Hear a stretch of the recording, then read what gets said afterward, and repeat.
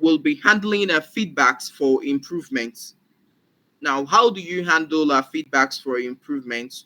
You get to the first thing to do is to collect the feedback. You actively gather customer inputs. For instance, in some commercial banks in Nigeria, when you walk into the branch, you would see a little box in the banking hall that says a suggestion. There is where you get to make your suggestion. For instance, maybe in that particular branch, the turnaround time. What I mean is, if you go to deposit money or you want to withdraw, you have to be on the queue from morning till the last business hour, maybe by 5 or maybe 6. So when that situation keeps reoccurring, you have the suggestion box, which invariably means the feedback. You can make your suggestion there, uh, trying to trying to stick to the problem, which is customers are being on the queue for too long, and maybe profiling a solution, trying to say maybe the bank or the branch should get more staff members to help kill the crowd. So the next thing will be implement the changes. Here you adjust based on customers' insights. As I gave an example of going to the bank, here maybe you as a customer has said something like getting more hands to help with customers' inquiries. What does the bank do, or what does and that organization do, is to adjust based on the customer's insights. By you doing that, it makes the customer feel seen and to feel like they really matter. For instance, now you come to a I will let me keep using a bank, because I'm sure that most of us have bank accounts, and we've visited excuse me, we've visited one or two branches at one point in time in our lives. So let me say, for instance, you keep complaining about the crowd. You keep complaining about the crowd in the banking hall, and you are suggesting that more hands should be employed to help reduce the number of customer inquiries, or the long queue in the banking hall. And for the next 2 3 years, it's still same set of people that are in that branch that are still there. They've not employed any new staff member. You as a customer will start feeling like I kept on I've been complaining about this issue of hiring more team members in this branch, but they've never. When you're saying that out of anger, because you now feel unseen by that brand. You now feel like you don't really matter to that brand or that organization.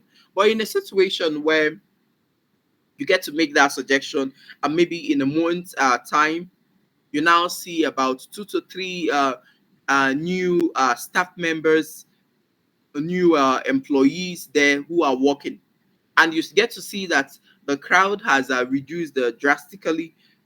On your own, you will know that you will tell yourself that maybe because I made a suggestion, or maybe because of what I wrote and had to put into the suggestion box, was why the bank are listening to that and adhere to it.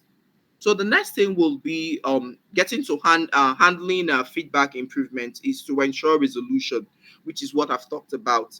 When you get the insights from customers, you get to resolve it by words, employing more hands. You follow up to resolve all issue fully. So on our next slide is it's leadership and team motivation. In this leadership and team motivation, it's all about, the first thing is continuous training. You provide ongoing development. And the next thing is teamwork. Teamwork, I would say, teamwork is more of fostering collaboration between our team members.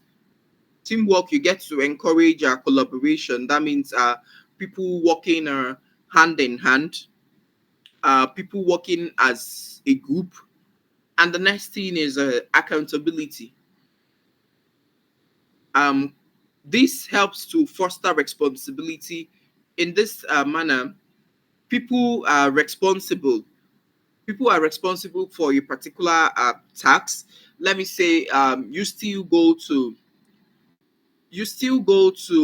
a branch where one person is responsible for deposit, one person is to pay you, and that same person is acting as a customer service. But when you get to employ more hands, you now delegate a tax. You now have someone who is in charge of a deposit.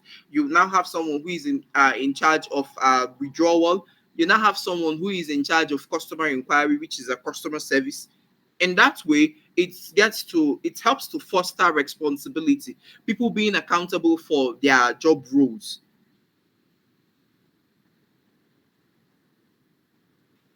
So with that being said,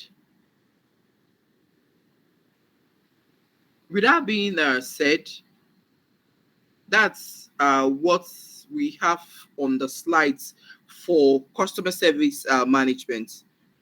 So, with this, who is a customer? A customer is someone who is patronizing your goods or your services directly or indirectly.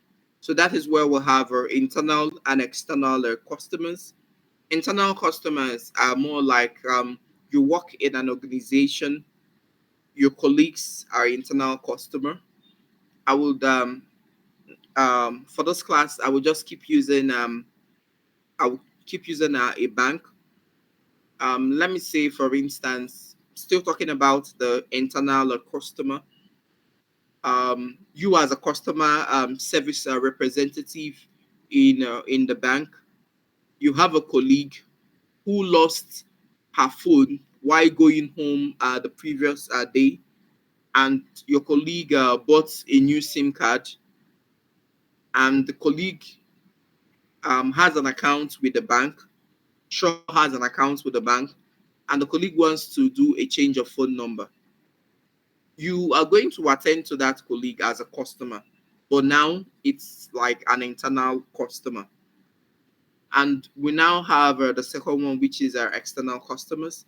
External customers are people who are not in the organization, a set of people who are not in the organization, but they get to patronize the goods and services of the organization, which are external customers, just like you and I who don't work in the bank.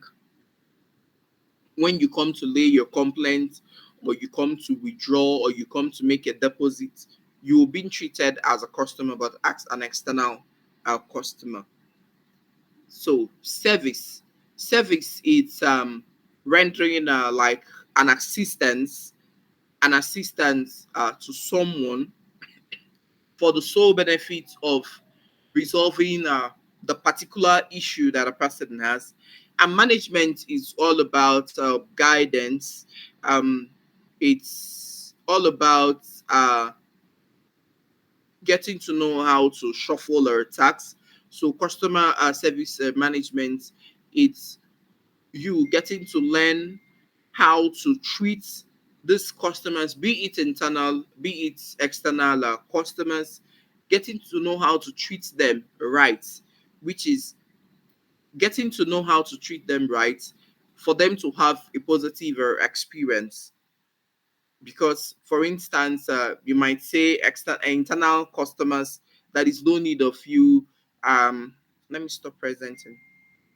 That external customers, that is no need for you to make them have a positive experience. Sure, there is need for you to make them have a positive experience, because when you come to some organization, let me say I'm still using the bank. Let me say that lady who lost her phone, who came for a change of phone number. Sometimes, maybe when the time comes for the person to maybe leave her work desk to go to the customer and service section, let me say there are about 2 to 3 customer service representatives in that branch. You will see the person trying to go to someone who is more welcoming, someone who will give her that experience. We all are customers in one way or the other. Maybe if you have a business, you might be a business owner, but definitely you've tried to patronize someone's goods or someone's services. That makes you a customer. We all as customers will try to go to where we'll be wowed. We'll try to go to where we're going to have a positive experience. We try to go to where we'll have this 100% or close to 100% customer satisfaction. That's it. Thank you.